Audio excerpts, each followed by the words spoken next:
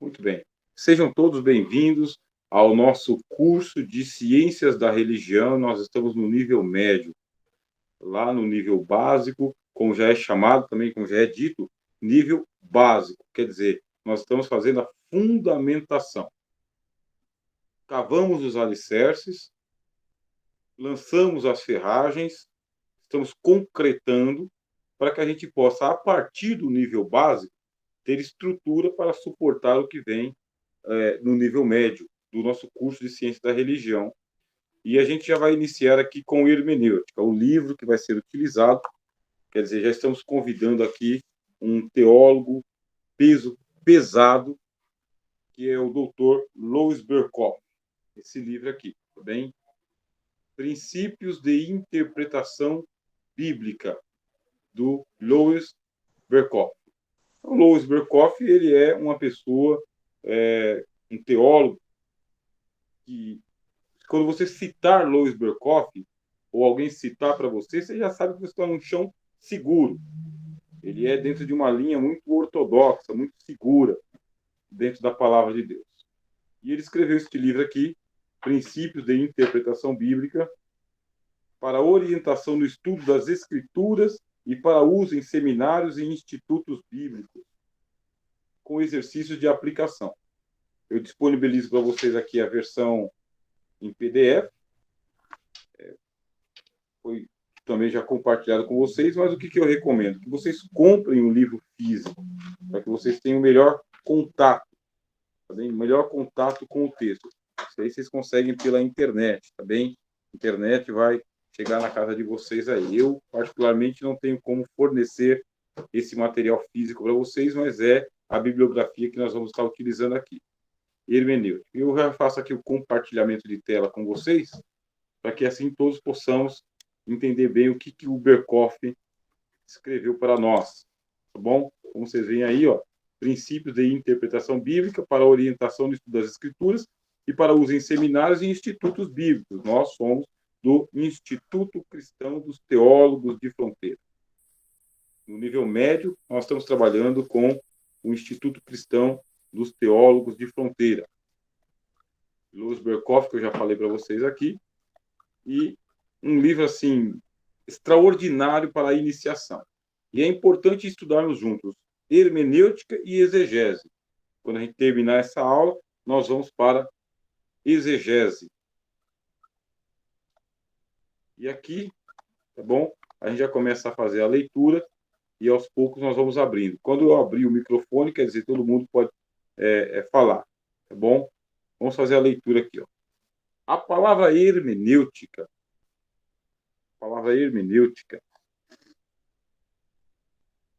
é derivada da palavra grega hermeneutiké, que, por sua vez, é derivada do verbo hermeneu. Platão, filósofo da Grécia Antiga, Platão foi o primeiro a usar hermeneutiké, subentendendo-se a palavra tecne, como um termo técnico. Hermenêutica é, propriamente, a arte de hermeneuem, mas agora designa a teoria dessa arte. Podemos defini-la como a ciência que nos ensina os princípios, as leis e os métodos de interpretação. O que é bom na hermenêutica? Bom na hermenêutica é que nós... Bom na hermenêutica é que você pode trabalhar com a tradução. Com a tradução. Quando nós vamos para a exegese, necessariamente você precisa ter acesso aos textos em hebraico e em grego, porque você vai fazer exegese. De vez em quando você encontra na igreja algum pregador, algum ensinador, algum professor que diz assim: vamos fazer a exegese do texto. É uma maneira de dar um glamour para o que ele está falando, né? Exegese do texto. Porque a exegese, na verdade, ela tem que ser feita antes. Antes. Aqui, na sua escrivaninha, com livros, dicionários, concordâncias. léxicos. Você precisa ter acesso ao material em grego e em hebraico, que são as línguas originais da Bíblia, para se fazer exegese. Além dessas disciplinas todas que nós já estamos estudando no nível básico. Veja só, nós começamos a estudar os rolos do Mar Morto, os manuscritos do Mar Morto. Nós começamos a fazer crítica textual. Nós estamos fazendo ciências bíblicas. No próximo mês, a gente vai começar a fazer já geografia bíblica. O que significa? Quando você for fazer exegese, você vai utilizar muitas, mas muitas ferramentas. E a exegese é a pesquisa do texto, é a análise do texto, é o reconhecimento do texto, como que ele foi escrito, e por isso que é um trabalho de escrivaninha ou de mesa cheia. É dormir e acordar entre os livros. Mas aí os pregadores, eles dizem, vamos fazer a exegese do texto. É uma maneira, assim, de rebuscar o que ele está falando. O que dá para fazer em cima do púlpito é a interpretação do texto, ou seja, é a hermenêutica do texto. Porque a palavra hermenêutica que nós temos aqui, ela é uma palavra tomada de empréstimo. Você fala empréstimo de quê? Ela é tomada de empréstimo da mitologia grega. Os gregos, eles falam que tem Zeus, junto com os deuses do Olimpo, e lá no Olimpo se fala a língua dos deuses.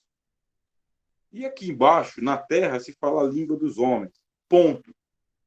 Quando era necessário que os deuses conversassem com os homens, aí era necessário um intérprete no meio do caminho. E quem que era esse intérprete? Era Hermes. Hermes, ele é o deus dos viajantes, ele é o deus mensageiro e ele é o protetor de ladrões também, o Hermes. Isso aí na mitologia. Aí depende do contexto. O que é interessante? Zeus quer enviar uma mensagem para os mortais na Terra. Ao invés de ele vir, o Zeus, ele não vai ser entendido diretamente pelos homens, ele chama o Hermes. Ele dá uma mensagem para o Hermes, e o Hermes, que fala a língua dos deuses e a língua dos homens, rapidamente ele tem asa nos pés, rapidamente ele sai do Olimpo e ele vem para a Terra. E aqui ele transmite a mensagem aos homens e depois ele volta para o Olimpo. E quando ele transmite a mensagem, ele não é muito didático. O Hermes não é didático. Quer dizer que ele não fica explicando em minúcias o que é que os deuses disseram. Ele só entrega a mensagem. Depois, a pessoa que recebeu precisa entender o que ele quis dizer. Aí surgiu, depois da mitologia, surgiu a filosofia. Quem? Platão. Platão, que é discípulo de Sócrates. Nós estudamos isso lá no nível básico, vocês se lembram. Lá nós falamos sobre o Sócrates, Platão, Aristóteles, quando a gente está falando sobre filosofia cristã. Falamos bastante. E também lá em filosofia clínica. Vocês veem que sem o curso básico fica difícil avançar para o médio, mas todos vocês estão aptos a participar do nível médio, por quê? Porque estão com a média que é acima de 6, que é necessário lá no nível básico. Se alguém aqui no grupo não tiver feito o nível básico, precisa fazer. Tem que entrar em contato comigo para que assim a gente possa regularizar e você fazer o nível básico. Ele vai ficar disponibilizado, eu vou recriar, inclusive, um grupo para poder fazer a revisão, isso quando a gente terminar o nível básico. E aceitarmos novos alunos aí para que possam caminhar nível médio e nível básico, tanto fazendo uma revisão quanto avançando conosco aqui. Aí nós ensinamos lá que existe o Olimpo, tá, na mitologia, e esse deus mitológico que seria Hermes, que vem trazer a mensagem dos deuses em linguagem humana, e depois vai surgir a filosofia. E com a filosofia, Sócrates e Platão. Qual que é a grande dúvida que existe no tempo de Sócrates? É se a filosofia, quer dizer, o amor à sabedoria, o acesso à sabedoria, só pode ser realizado por pessoas virtuosas, isso dentro da filosofia, tá bem? Pessoas virtuosas, só eles podem ter acesso à sabedoria, ou é possível se adquirir a virtude filosófica. Isto é, Tornar-se sábio é para aqueles que já nasceram premiados pelos deuses com a areté, com a virtude? Ou será que é possível que uma pessoa comum alcance a sabedoria dos deuses? Sócrates vai dizer: é possível que uma pessoa comum, que não tenha sangue dos deuses na veia, é possível que esta pessoa alcance a sabedoria pela técnica. Tecné. Se ele desenvolver uma tecné, uma técnica, ele vai conseguir alcançar a sabedoria no mesmo grau de perfeição do que aqueles que nasceram virtuosos com a sabedoria, porque tinha este mito entre os gregos antigos. Qual que é o mito? O mito dos semideuses, dos bem-nascidos. Os bem-nascidos são aqueles que são semideuses, são filhos dos deuses. Os deuses vinham, apareciam no sonho para as mulheres, possuíam as mulheres durante o estado de sono e, quando elas acordavam, estavam grávidas de um deus, Poseidon, ou Zeus, ou até os outros deuses ali, como Eros, ou Apolo, e assim por diante. Quer dizer que havia essa lenda, esse mito, de que tem os bem-nascidos, e essa lenda prevalece até os dias de hoje. E qual que é a lenda? Que existem pessoas que nasceram dotadas com alta capacidade intelectual e só essas pessoas conseguem entender os grandes mistérios da Bíblia, da palavra de Deus, ou da ciência dos homens. Sócrates, no tempo dele, desafiou esse mito e disse: não, tudo bem que realmente existem pessoas que já nascem com alta habilidade intelectual. Isso aí é inegável. São chamados de gênios, os gênios da humanidade. Mas o Sócrates diz que se você empenhar um pouquinho de disciplina, que tipo de disciplina? Disciplina de Demóstenes, por exemplo. Quem foi Demóstenes? Demóstenes ele foi o maior orador da Grécia Antiga. Mas ele nem sempre ele foi orador. Demóstenes ele era um desajeitado. Ele era um admirador de oradores. Ele queria se tornar orador, mas o Demóstenes ele era desajeitado. Primeiro, ele não tinha um bom vocabulário. O vocabulário dele era rasteiro, era comum, era cheio de gírias, cheio de maneirismos, cheio de vícios. Segundo, Demóstenes ele era enfraquecido pelas doenças, ele tinha fôlego curto. Estava falando com você, daqui a pouco ele tinha que respirar porque ele tinha fôlego curto. Terceiro, Demóstenes ele tinha um tique nervoso. E por causa do tique nervoso, ele era desengonçado. Ele ficava tendo chiliques. Mas ele queria se tornar um grande orador. Então, o que fez Demóstenes? Ele criou para ele uma autodisciplina. E nesta autodisciplina, ele recitava os poetas gregos. Primeiro que ele pegava os textos dos poetas e ele memorizava os textos. E depois ele começava a recitar esses textos em voz alta, mas como ele tinha a língua presa, quer dizer que saía muito engraçado enquanto ele estava falando, muito engraçado. Mas ele não observava os gracejos.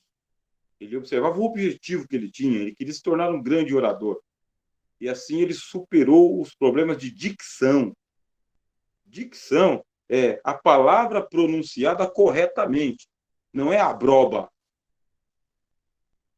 Não é abroba, é abóbora. Mas se você falar abroba, você tem um problema de dicção. E esse problema de dicção, ele pode ser um lambidacismo ou pode ser um rotacismo. Você pode trocar o R ou você pode trocar o L. Você pode engolir letras e você não faz a coordenação das palavras. Falta coordenação verbal, concordância verbal. Como que você vai superar esses problemas?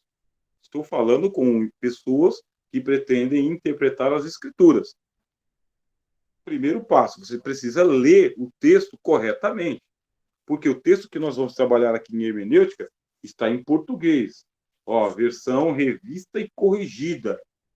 Os erros de português que existiam aqui, lá nas primeiras traduções de João Ferreira de Almeida, foram corrigidos. A Bíblia inteira passou por correção ortográfica e gramatical. Está em bom português. O Demóstenes, ele corrigiu os erros de dicção. E como se corrige os erros de dicção? Fazendo a leitura do texto em voz alta. Para quem? Para você mesmo. Você precisa se ouvir. E é por isso que eu gravo as minhas pregações. Gravo as minhas pregações em primeiro plano para que eu ouça a mim mesmo. E muitas vezes eu sou o meu maior crítico. Muitas pessoas que não percebem muitas das minhas elocuções, mas eu percebo. Os meus vícios de linguagem, eu percebo. Percebi nas minhas gravações no passado que eu estava repetindo muito a palavra né, né, né. E isso aí é entediante. E assim por diante. O Demóstenes corrigiu os erros de dicção que ele tinha, de pronúncia, e ele recitava esses textos correndo montanha acima, para você ter uma ideia. Ele falava em voz alta, correndo montanha acima, para corrigir o problema do pulmão. Ele tinha pulmão fraco, fôlego curto, e um orador não pode se cansar no meio da oratória. Ele precisa ostentar o seu discurso durante o período inteiro. Assim, ele, correndo montanha acima, recitava os poetas, Homero, Hesíodo, ele cantava a Ilíada inteira, a Teogonia inteira, os trabalhos e os dias, que são as obras desses poetas, memorizando para poder corrigir o problema do seu fôlego curto. Aí, ele que tinha a língua pesada, começava a ter tique nervoso, e com o tique nervoso ele ficava desengonçado. Por isso, ele montou para ele um púlpito, e no púlpito ele colocou duas estacas, duas flechas, que ficavam na altura do ombro. E quando ele dava uma desengonçada, que ele levantava um ombro, tomava uma espetada. Aí se ele ajeitava, tomava outra espetada. Isso para ele poder ficar na postura de um orador. E a postura de um orador nós vamos estudar quando estivermos falando sobre oratória aqui em nosso curso e também quando a gente começar a falar sobre homilética. Não é por enquanto, a gente nem colocou isso aí na planilha ainda, mas é mais futuramente. Consequentemente, Demóstenes, utilizando-se da técnica, ele saiu da imperfeição de um cara desengonçado, um zero à esquerda, um qualquer, tornou-se o maior orador da Grécia Antiga, dava gosto de se ouvir os discursos de Demóstenes e ele, assim, conseguiu vencer as suas dificuldades. O que o Sócrates vai dizer para a gente? O Sócrates vai dizer, você não precisa ser um bem-nascido, um intelectual, um blindado por Deus. Você pode ser um Amós, boiadeiro, que assume a sua vocação de profeta e uma vez que você quer se tornar pregador, ensinador, ensinadora, entendedor da palavra de Deus, vai ter que seguir o caminho da técnica. E quais são as técnicas? Técnicas de interpretação. É isso que o Platão falou. O Sócrates vai dizer, através da técnica você consegue buscar a virtude que você não tem. E o Platão vai chamar essa técnica voltada para a interpretação de hermenêutica, técnica de Hermes. A técnica da interpretação.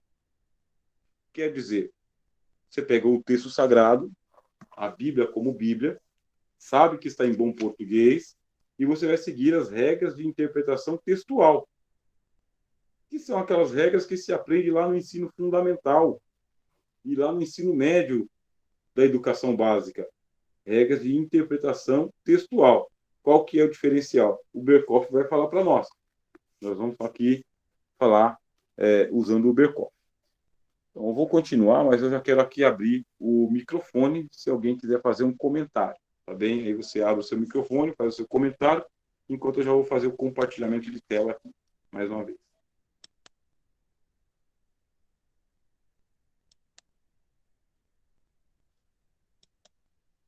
Ninguém?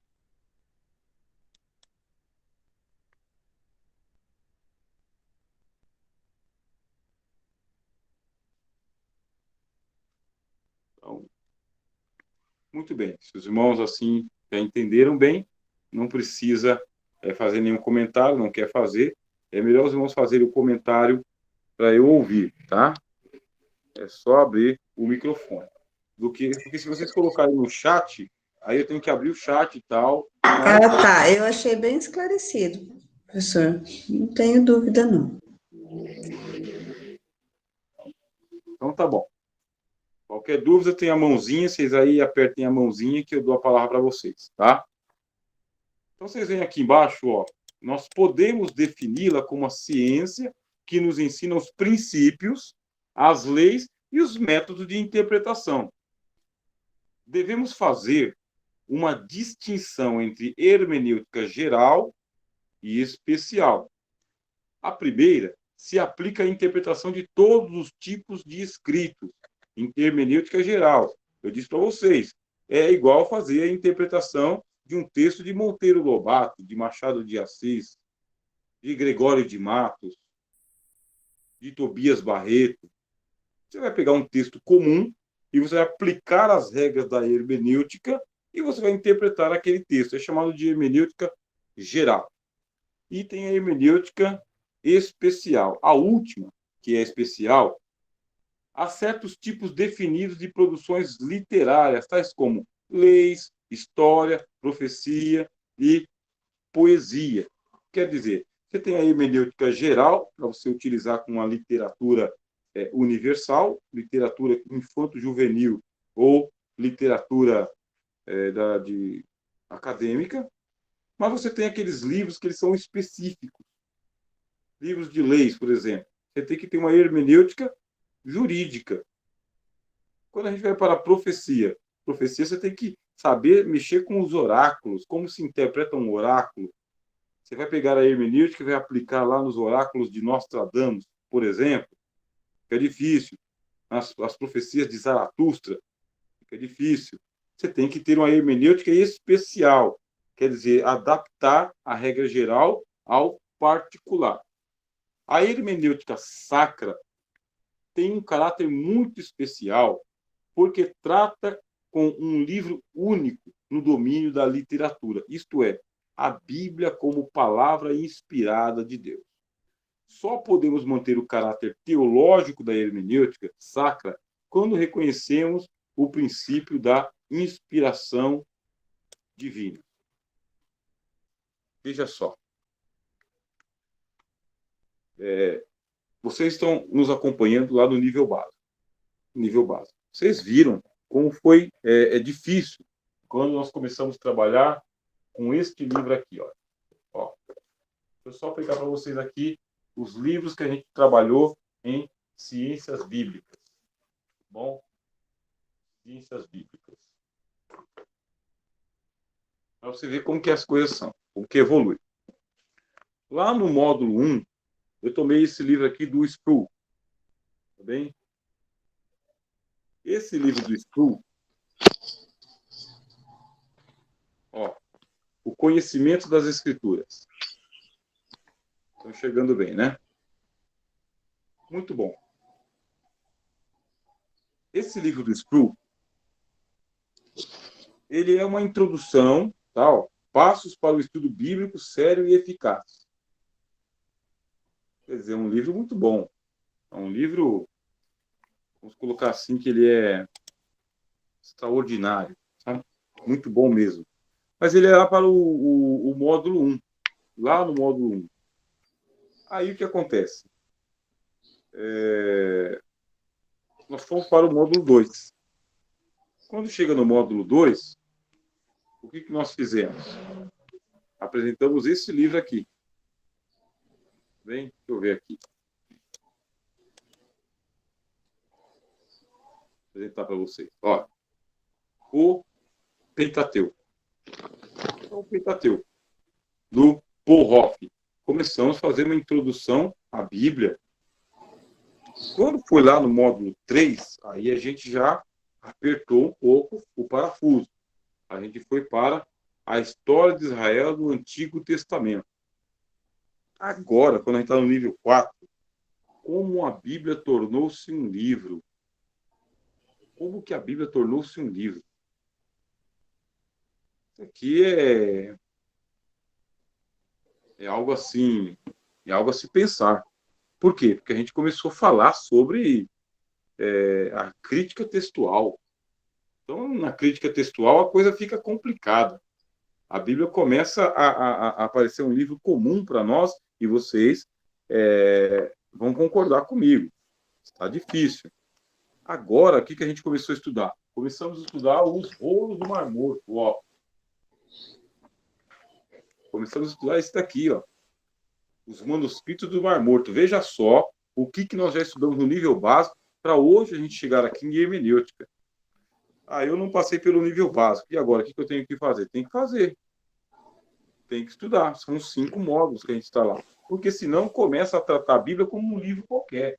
Aí vai querer usar as regras da hermenêutica como qualquer um usa as regras da hermenêutica. E essa não é a nossa intenção. A nossa intenção é que você se torne, sim, um cientista da nossa fé, da religião cristã. Cientista, por isso que a gente tem ciências bíblicas. Esses livros aqui é da disciplina de ciências bíblicas. E agora estamos fazendo aqui Louis Berkhoff para você. Tá? Princípios de interpretação bíblica. A questão aqui é estudar hermenêutica. E para que a gente tem que estudar esse monte de livros? A gente estuda esse monte de livros por causa desse livro aqui, meus irmãos. Ó. Esse daqui. A Bíblia Sagrada. Será que a Bíblia Sagrada merece uma melhor tratativa por você que é um amante da palavra de Deus? Que gosta de ensinar a palavra para as outras pessoas? Demóstenes, que eu falei para vocês, Demóstenes ele se aplicou porque ele queria se tornar um grande orador. E você precisa se aplicar para se tornar um hermeneuta, um intérprete da palavra de Deus. Mesmo que você não tenha uma sala de aula diante de você, você quer entender a Bíblia para você? Sim, de vez em quando você vai explicar a Bíblia para alguma pessoa. Você vai explicar com mais segurança. Com mais segurança. E aí é que entra a questão da hermenêutica que eu estou compartilhando com vocês aqui. A necessidade de se trabalhar muito bem. Por quê? Porque esse livro sagrado, a gente precisa da hermenêutica sacra. Não dá para utilizar as regras da hermenêutica jurídica, por exemplo. Precisa da hermenêutica bíblica. Porque com a hermenêutica bíblica, a gente vai conseguir trabalhar melhor o nosso material, porque esse livro aqui tem a regra da inspiração divina. Louis Berkhoff, ele é ortodoxo, tá bem? Ele vai falar sobre a regra da inspiração plenária e verbal. Inspiração divina. A Bíblia é a palavra de Deus. E se a Bíblia é a palavra de Deus, ela é superior à palavra dos deuses da Grécia Antiga. Então, naquela metáfora que eu falei para vocês de Zeus, Poseidon, Apolo, Atena, naquela metáfora dos mitos gregos, em que o Hermes sai de lá do Olimpo e ele vem aqui na Terra, agora a gente vai melhorar isso aí, porque a Bíblia está acima da mitologia. A Bíblia é a palavra de Deus. Ela é. E ela precisa, não de Hermes, da mitologia dos gregos, precisa do hermeneuta. Quem é o hermeneuta? É o estudante da palavra de Deus. Vocês estão conosco há 1 ano estudando, desde setembro do ano passado. Veja quantas águas passaram debaixo desse rio. Quanto que a gente já chegou até aqui. E até onde nós vamos chegar. Dá para chegar mais longe ainda. Então, o que acontece? Nós estamos iniciando o curso de Ciência da Religião, nível médio, e hermenêutica a gente vai estudar por muito tempo, tá bom? A gente vai passar o mês de agosto estudando, junto com exegese, depois a gente vai para as outras disciplinas, depois vai retornar para a hermenêutica de novo.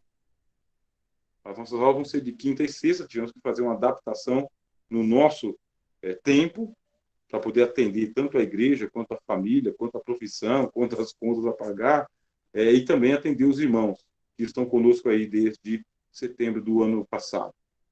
Vocês entenderam?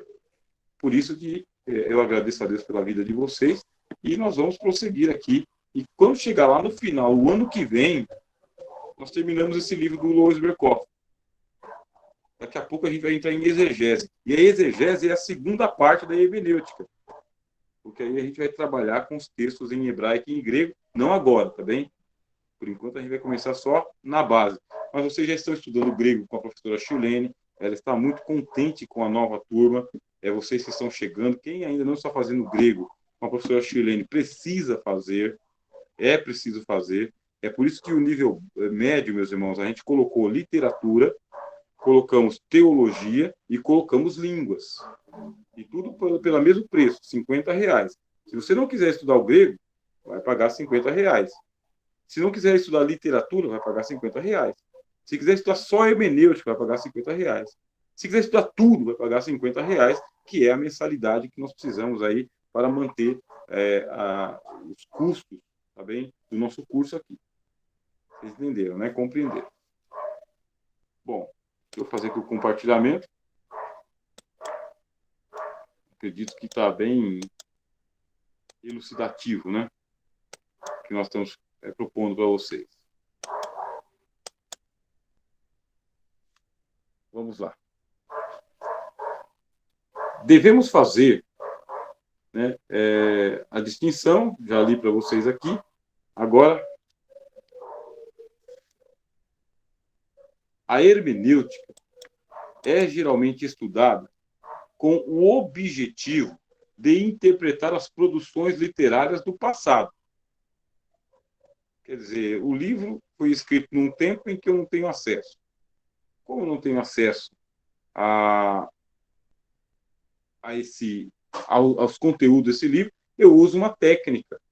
Eu não sei falar hebraico, eu não sei falar grego, não sei falar latim, não conheço as línguas originais. Vou ficar sem estudar? Não, preciso da técnica. A hermenêutica é utilizada para aproximar você, que é o leitor, e aproximar você do texto, do livro, do texto escrito. Então, a hermenêutica é geralmente estudada com o objetivo de interpretar as produções literárias do passado.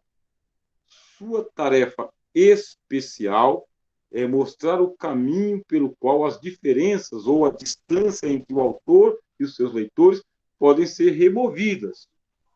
Ela nos ensina que isso só é realizado adequadamente quando o leitor se transporta para o tempo e o espírito do autor. No estudo da Bíblia, não é suficiente entendermos o significado dos autores secundários. Moisés, Isaías, Paulo e João. Devemos aprender a conhecer a mente do Espírito. Vejam só. Vamos ver aqui.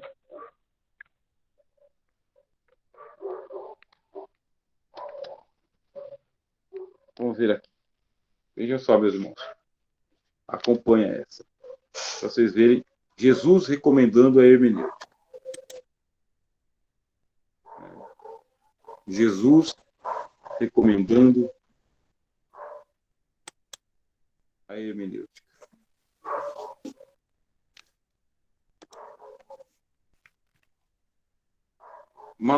Vamos para Lucas. Lucas 16. Jesus recomendando a hermenêutica. Como que está a imagem? Parece que está saindo meio distorcida. Tá bom aí? Estão chegando bem? Estou com duas câmeras. Tá falhando um pouco, né, pastor? Né? Dá para ouvir. É só às vezes. A imagem tá boa. Tá boa, Tá. né? Então tá bem. Vamos lá. Veja Jesus recomendando a hermenêutica. Aonde? Na parábola do rico e do Lázaro. Cristo recomendando a hermenêutica. Negócio extraordinário. Sabe? Negócio fora de série. Cristo diz assim, na parábola do rico, tá bem? O rico condenado no Hades, tá bem? Ele diz assim, rogo-te, versículo 27, Lucas 16, 27. Rogo-te, pois, ó Pai, que o mandes à casa de meu pai, pois tenho 5 irmãos para que lhes dê testemunho, a fim de que não venham para este lugar de tormento. O rico falando lá no Hades, que está em tormento. Disse-lhe Abraão, eles têm, deixa eu ver aqui.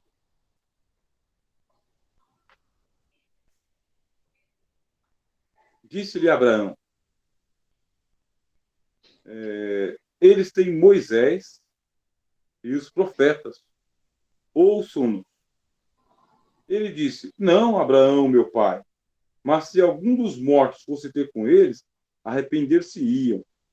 Porém, Abraão lhe disse, se não ouvem a Moisés e aos profetas, tampouco acreditarão, ainda que algum dos mortos ressuscite. Então, deixa eu aqui já aplicar a hermenêutica para vocês. Bom, aplicar a hermenêutica.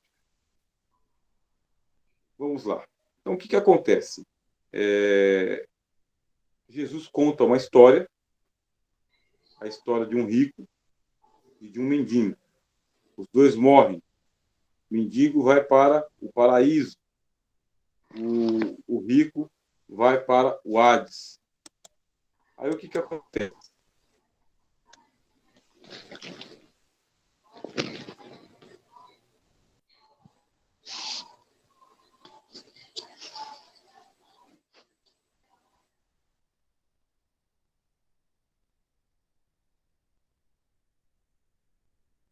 Agora aqui está mudo, professor, não estou ouvindo, não.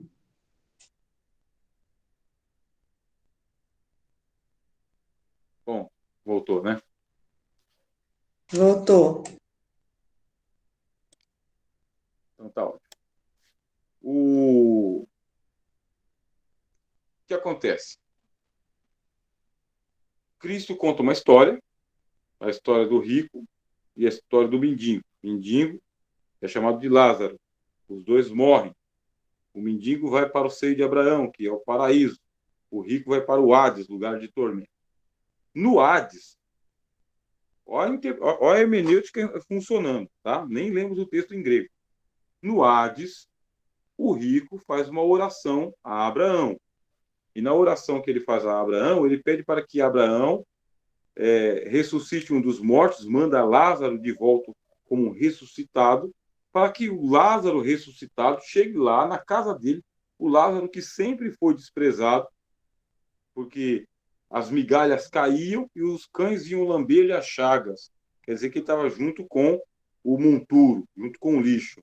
Aí ele está querendo que agora que o Lázaro ressuscite, vá até a casa dele para falar com os irmãos que estão vivos, para que os irmãos se convertam e não vão para o Hades. Aí Cristo, utilizando a personagem de Abraão, o Cristo pega e fala, não, lá entre os vivos estão Moisés e os profetas, quer dizer, a Bíblia, tá bem? Ele diz, lá tem a Bíblia está lá. Não, não, diz o rico, Bíblia não, um fenômeno paranormal, o Lázaro ressuscitado vai aparecer para eles lá e vai convencê-los. Aí o Cristo fala, se esse pessoal não tem coragem de abrir a Bíblia para ler o que Moisés e os profetas disseram, não adianta nenhum fenômeno paranormal acontecer. Vão parar no inferno também, vão para o Hades também. É preciso ter Moisés e os profetas. Mas Moisés e os profetas não são contemporâneos do rico. Como faz? Faz o uso da hermenêutica, da interpretação. Eles têm que ler Moisés e interpretar. Tem que ler Isaías e interpretar. Ler Jeremias e interpretar. Ler Daniel e interpretar. Tem a Bíblia para ser interpretada. Quando você faz hermenêutica, quer dizer interpretação, você está se tornando contemporâneo de Abraão, contemporâneo de Moisés, contemporâneo de Paulo e João, contemporâneo de Mateus e Lucas. Isso está trazendo eles para o século XXI e está indo para o século I, ou século III antes de Cristo, ou século X antes de Cristo. Você está saindo aqui do Brasil e está indo lá para a Palestina, para o Egito, para a Babilônia, para a Judéia. Você está andando pela Grécia Antiga. É isso que a hermenêutica faz com você. Torna você um hermeneuta ou um Hermes, quer dizer, asas dos pés. Sai do seu Olimpo e você vai em contato direto com o texto, tá bem? Vocês entenderam a importância da hermenêutica? Isso aqui é a nossa primeira aula, tá bem? Uma aula que ela tem aí, vai ter uma duração em torno aí de 1 hora. Mas e por que 1 hora? Porque é pedagógico também. Se a gente ficar muito tempo aqui só em hermenêutica, vocês não vão absorver tudo que precisa ser absorvido. Vamos lá. E o microfone está franqueado, é só levantar a mãozinha e falar, tá bem? Ó, então, a hermenêutica ela é estudada com o objetivo de interpretar as produções literárias do passado. Aí fala, no estudo da Bíblia não é suficiente entendermos o significado dos autores secundários, Moisés, Isaías, Paulo. Devemos aprender a conhecer a mente do Espírito. A necessidade do estudo da hermenêutica resulta de várias considerações. Quer dizer, volta comigo aqui para você entender o que o Louis Berkhoff quis dizer com a mente do Espírito. Tá bem, foi Moisés que escreveu, beleza, mas a gente não está só interessado em saber o que Moisés disse. Não, não. O que só Paulo disse, não, não. O que Jeremias disse, não, não. Por quê? Porque a Bíblia é um livro diferenciado. É assim que você vai trabalhar com a Bíblia. Precisa fazer o curso no nível médio, porque se ficar lá no nível básico, veja só onde a gente está falando. Está falando dos manuscritos do Mar Morto. Nós falamos da crítica textual. Muita gente que vai ter acesso só ao nível básico vai ficar bugando, como diz a história, sabe? Boiando. Vai ficar com lacunas na sua formação. Agora veio para o nível médio, aqui você começa a aprender a hermenêutica. A Bíblia é a palavra de Deus, e se é a palavra de Deus, Paulo escreveu, mas a mente é do Espírito. Moisés escreveu, mas a mente é do Espírito. Isaías escreveu, mas a mente é do Espírito. O que vai acontecer com você? Você vai receber a mente de Cristo, como disse Paulo. Como que eu recebo a mente de Cristo, professor? A mente de Cristo é as Escrituras. Cristo lia a Bíblia toda, de Gênesis a Malaquias. Ele lia Moisés e os profetas. O que fez Jesus? Jesus usou a personagem de Abraão para dar voz ao Espírito. Então, ele pega a personagem de Abraão e fala, tem Moisés e os profetas. É o que o Espírito fala para a gente o tempo todo. Examinar no livro. Pega o livro e leia. Bem-aventurado aquele que medita na lei do Senhor de dia e de noite. Então, de dia e de noite, por quê? Porque de dia eu tenho a luz do sol e à noite eu acendo lâmpadas. Quando você não está entendendo um texto naturalmente, facilmente, quer dizer, à luz do dia, você tem que acender lâmpadas. Quais são as lâmpadas? As regras da hermenêutica. Essas são as lâmpadas que você vai acender. Veja aqui o que o Berkhoff coloca para nós. A necessidade do estudo da hermenêutica resulta de várias considerações. Primeiro, o pecado obscureceu o entendimento do homem e ainda exerce influência perniciosa sobre a sua vida mental consciente. Consequentemente, esforços especiais são necessários para que possamos nos proteger contra o erro. Você pega a Bíblia e você vai ler a Bíblia, mas você vai ler a Bíblia sabendo que você é um pecador. Você é um pecador. Isso é desconfortável. Isso é desconfortável. E por quê? Porque a Bíblia é um livro santo. Tá bem? A Bíblia é um livro santo. Homens santos de Deus, tomados pelo Espírito Santo, inspirados, teopneustos, inspirados, não falaram de si mesmos, escreveram pelo Espírito Santo. Aqui está, em síntese, a mente de Deus, o que Deus pensa. Está em hebraico, está em grego, em aramaico. Traduzido para o português. E você? Você não fala hebraico, não fala o grego, não fala o aramaico, não tem a mente de Deus, mas tem a Bíblia. E agora? O que restou? Bom, o problema ainda é que você é maculado pelo pecado. Quer dizer, a sua estrutura mental é a estrutura de um pecador. De alguém que aprendeu o pecado e alguém que pratica o pecado, que tem que lutar contra o pecado. E isso influencia na interpretação da Bíblia? Sim, influencia. O fato de você ser um pecador, você não é um anjo, você não é um sacrosanto, você não é Cristo, você não é o Espírito de Deus, isso vai interferir na sua interpretação da Bíblia. A sua mente, ela possui vácuos teológicos, vácuos, vazios teológicos, crateras teológicas, perguntas sem respostas ou respostas para perguntas que você não fez. E por isso a hermenêutica vai dizer o seguinte: então você vai aprender a andar antes de você correr. Vai sempre se lembrar dessa regra, tá bem? Senhor, tem misericórdia de mim, pecador. Eu vou abrir a sua palavra.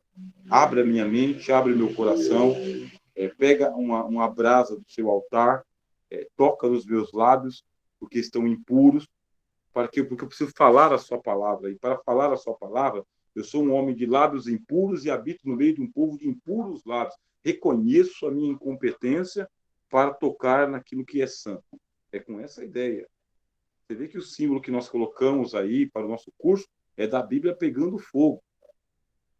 É o fogo das Escrituras, fogo purificador.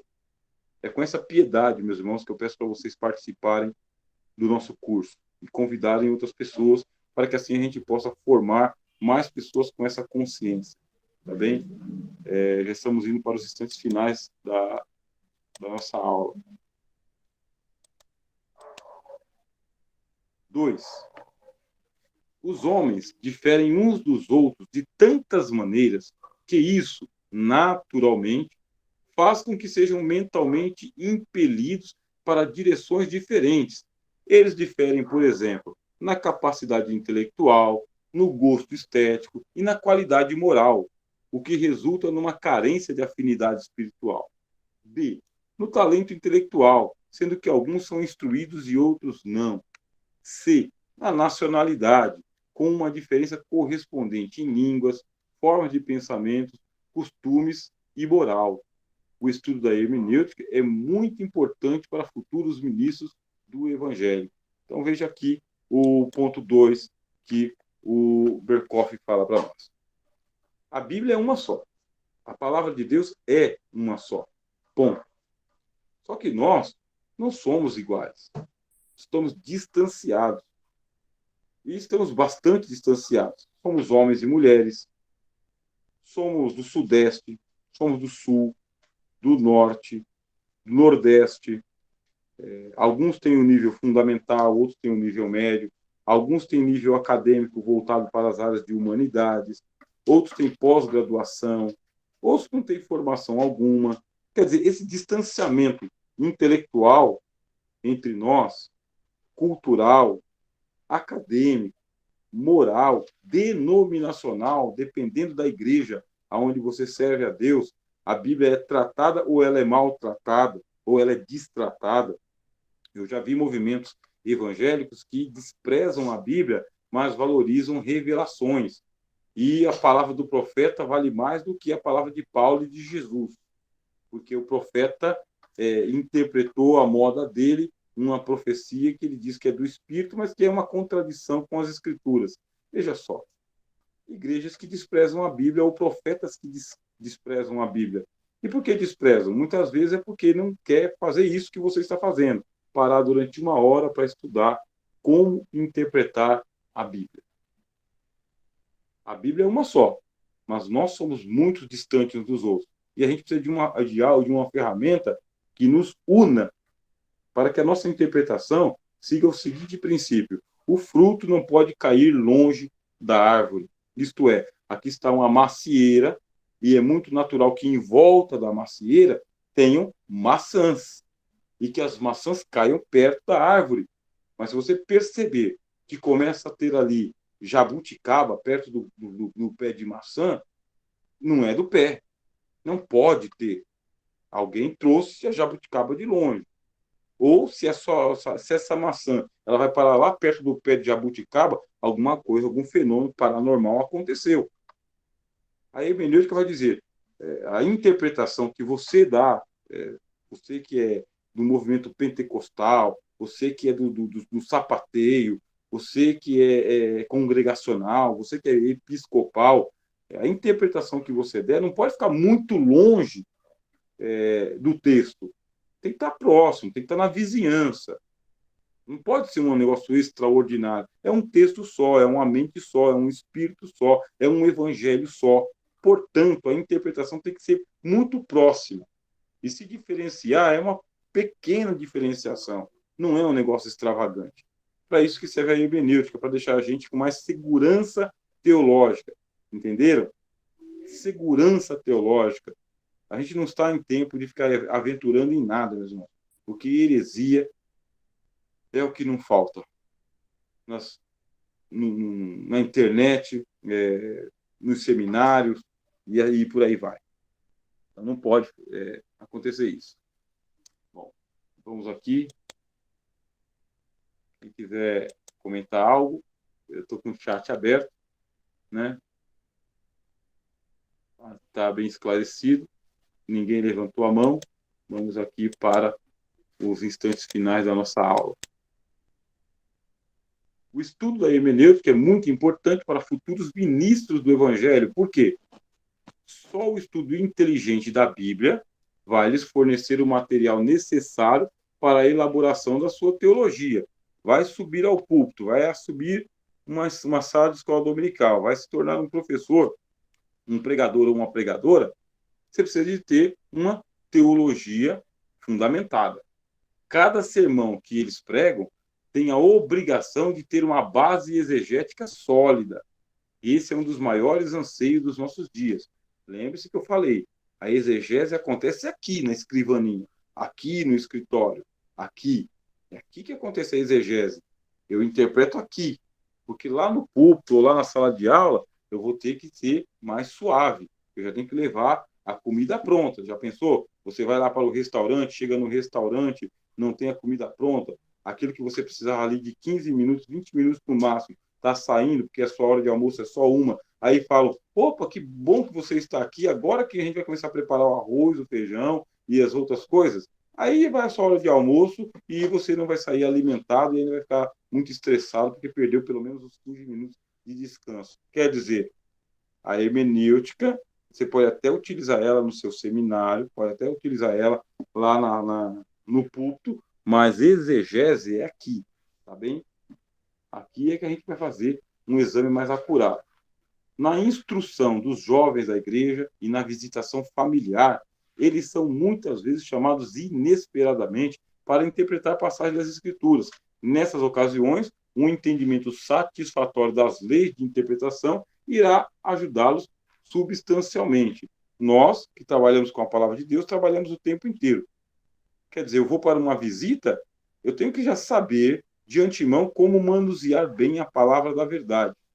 Se você vai para uma visita e lá na visita é que você inventa de fazer exegese do texto, você está descontextualizado. Não pode fazer isso aí lá na visita. Você tem que saber manusear a palavra e é por isso que você vai ter que sentar aqui para aprender agora, tá bom? Será parte das suas tarefas de defender a verdade contra os ataques da alta crítica. Mas, para que possa fazer isso de maneira eficaz, devem saber como lidar com ela. Veja só. Para terminar aqui. Bom, semana que vem a gente vai continuar. Eu vou preparar já o material de exegese. Depois eu vou mandar o link lá no grupo e aí vocês vão acessar o link. A alta crítica. Vocês viram o material pesado que nós estamos trabalhando lá no nível básico. Como que o pessoal descategoriza a Bíblia. Você como hermeneuta, você como um exegeta, você como um cientista da nossa fé, da religião cristã, você vai aprender a defender a Bíblia pela própria Bíblia. E você vai saber utilizar o arsenal que nós temos contra os argumentos da crítica textual, que desmonta a Bíblia. A crítica textual, vocês viram lá, a gente comprovou para vocês.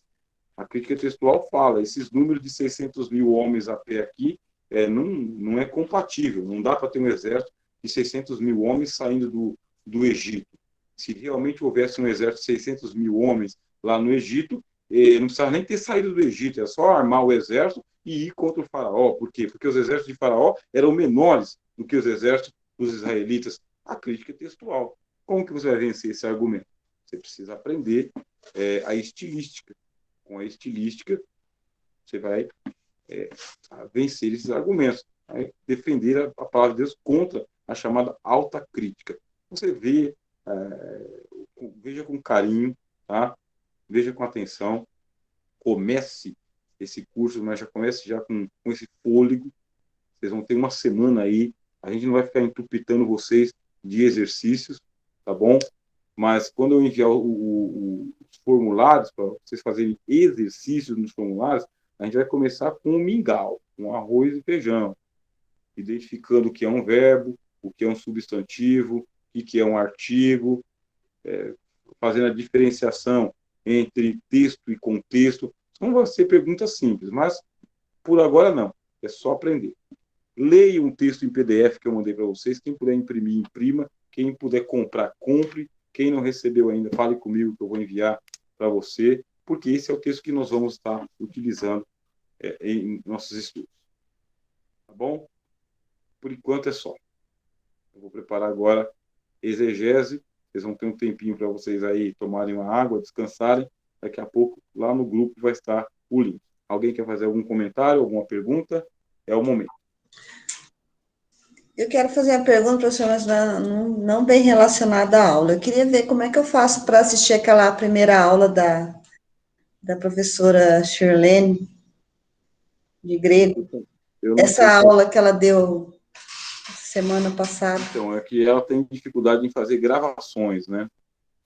Tá. Fazer gravações. Foi pelo Google Meet também, né? Justamente. Tá bom. Eu